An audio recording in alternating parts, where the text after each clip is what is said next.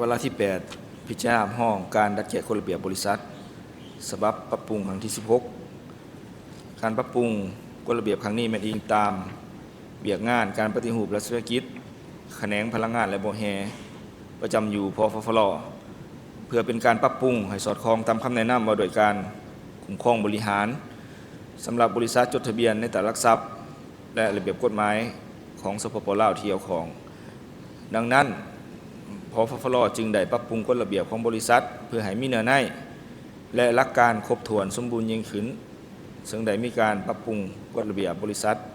จาก9หมวดและ28มาตรามาเป็นทั้งหมด14หมวดและ71มาตราคือ มีหมวดสร้างใหม่ทั้งหมด5หมวดมาตราใหม่ทั้งหมด47มาตราและมาตราปรับปรุงมีทั้งหมด9มาตราซึ่งรายละเอียดตามหางกฎระเบียบในเอกสารคติที่5ของหนังสือแจ้งเชิญผู้ถือหุ้นและมอบอำนาจให้ผู้อำนวยการใหญ่และหรือบุคคลที่ได้รับมอบหมายจากบุคคลดังกล่าวเป็นผู้มีอำนาจ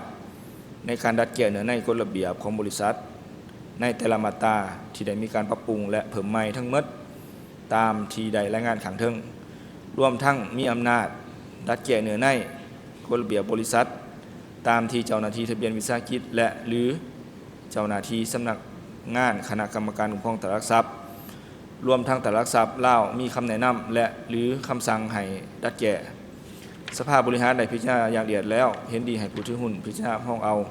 กฎระเบียบบริษัทฉบับปรับปรุงครั้งที่ 16 รวมทั้งการมอบอำนาจดังกล่าวกฎหมายว่าด้วยวิสาหกิจได้กำหนดไว้ว่าวาระนี้ต้องผ่านมติด้วยคะแนนเสียงหลายกว่า2/3ของจำนวนเสียงที่เข้าร่วมการประชุมและมีหุ้นร่วมกันอย่างน้อย80%ของจำนวนหุ้นที่ถอกแล้วทั้งหมดขอเชิญท่านประธานสุดต่อขอบใจเสนอทางกองประชุมนี่พิจารณารับรองการดัดแก้กฎระเบียบบริษัทฉบับปรับปรุงครั้งที่ 16ในนี้กองประชุมจะต้องตกลงมติอนุมัติด้วยคะแนนเสียงหลายกว่า2/3ของจำนวนเสียงที่เข้าร่วมกองประชุมและมีหุ้นรวมกันอย่างน้อย 80%สุดต่อส่วนน้อยของจำนวนหุ้นที่ถอกแล้วทั้งหมดอีกชั้นหนึ่งเนาะสำหรับบรรดาท่านผู้ถือหุ้นในกองประชุมบ่เห็นดีให้ยกบัตรขึ้นให้เจ้าหน้าที่ไปเก็บเอาส่วนว่าบรรดาท่านที่อยู่ในออนไลน์กรุณากดปุ่มเห็นดีหรือบ่เห็นดีเจ้าขอเชิญเจ้าฉะนั้นการนับคะแนนเสียงสำเร็จเนาะข้าพเจ้าขอประกาศผลการนับคะแนนเสียงดังนี้จำนวนผู้ถือหุ้นที่เข้าร่วมกองประชุมเห็นดี32ท่านเท่ากับ100ส่วนน้อยเทียบใส่จำนวนผู้ถือหุ้นที่เข้าร่วมกองประชุมขอเนาะจำนวนเสียงหุ้นของผู้ถือหุ้นที่เข้าร่วมกองประชุม